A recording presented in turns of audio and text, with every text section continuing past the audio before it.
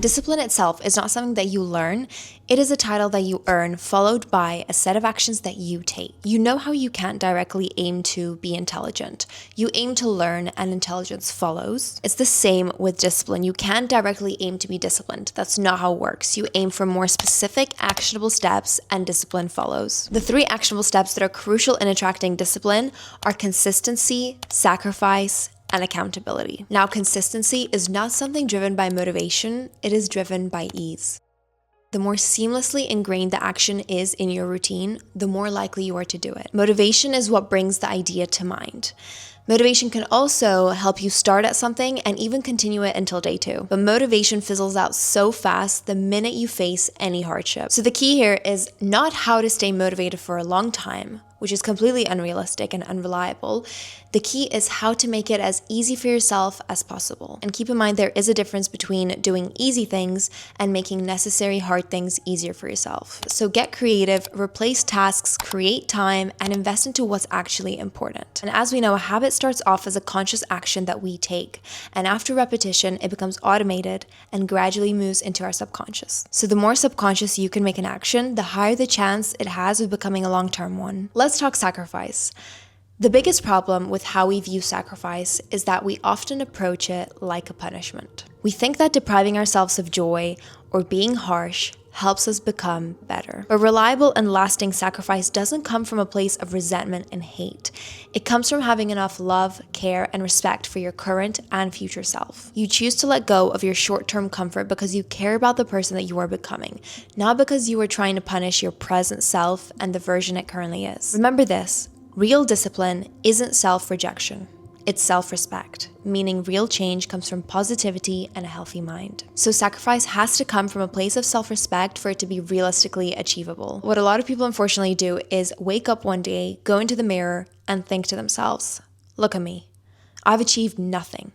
I don't deserve to be happy this way. And from this place of anger and shame, they decide to change. When the intention comes from a place of punishment, it rarely lasts. Why? Because unhappy people lose productivity in the long run. And unhappiness caused by self-punishment is incredibly destructive and leads to quick burnout. You start spiraling into a dark hole of negativity and disappointment, and worst of all, you start feeling sorry for yourself. Victim mindset is very real, and it's the biggest killer to change and improvement. People who have the strength to sacrifice short-term dopamine for long-term gain have one thing in common, and it's not what you might think. Most people assume that disciplined people are these militant, rigid, cold individuals, but they actually have one thing in common that gives them the ability to say no to alcohol, junk food, skipping a workout, and that's deep empathy.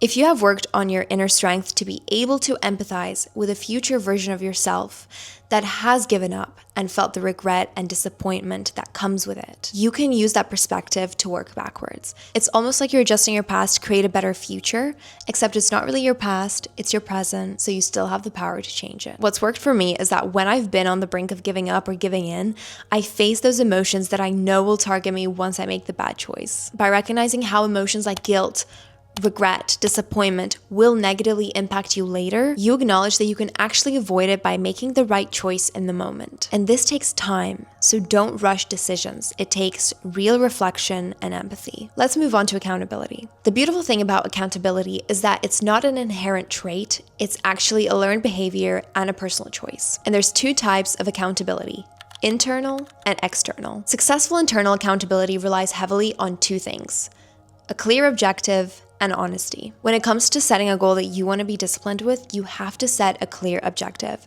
because how can you know what you're working towards without a clear goal? This framework is super helpful. Is it specific, measurable, achievable, relevant, and time-bound?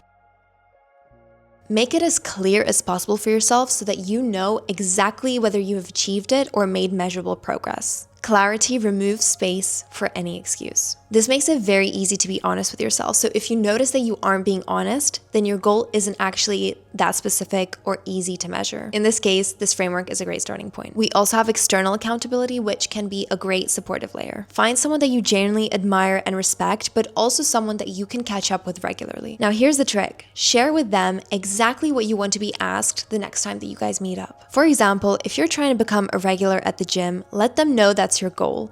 You're basically setting an expectation, not just for yourself, but in their mind too. You're planting this other version of future you in their head. So now every time you see them and they ask, hey, how's the gym going?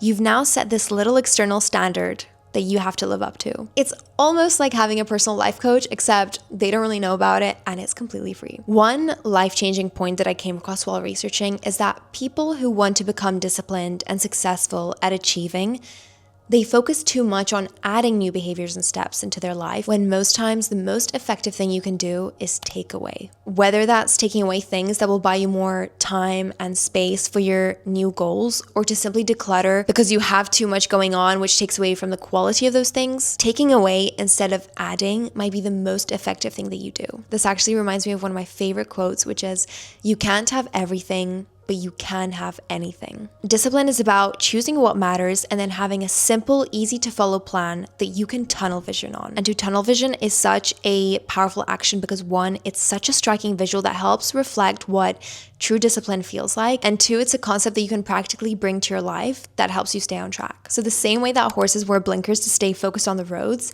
you can create your own blinkers that can help you stay on track. Of course, not literal blinkers, but physical things that you can place around your environment. For example, when I set myself a goal to be more consistent on YouTube, I set my screensaver as my favorite YouTube comments that I've ever received. And that not only uplifted me each time that I looked at my phone when I got a notification, but it actually reminded me to stay on track when I would reach for my phone to go on TikTok, Instagram, and it would instead remind me or push me to go and edit or plan that next YouTube video. Other reminders or rituals that you can create to tunnel vision are: one, going to bed and waking up to a mood board that you've created to see first and last thing in your day. Number two, communities that you create and regularly meet with to discuss like-minded projects, goals, and advice. Three, set time in your day to sit down and learn more about the thing that you want to be disciplined with. Find out why it matters, fall in love with it, become curious about it, become someone that others come to for it. Just really own it. And number four, physically make a schedule that makes it so hard to do the things that you want to quit, or a routine that creates time to introduce the things that you want to bring in. On the topic of tunnel vision though, I think it's important to note that, of course, it can backfire and lead to burnout when you make something your whole life. You can feel overwhelmed, suffocated, and ironically lose control. So to avoid burnout, make sure you set yourself an achievable goal out of love, out of respect for yourself, your time, your mental health. As I love to say, you can't rush perfection. So what's the rush? There's just one thing better than achieving your goal, and that is the journey towards it. And the learnings that you collect on the way aren't as clear when you're rushing. So savor the journey, because it is in the journey that discipline exists and not in the end goal. Thank you for watching, and I'll see your better versions next time.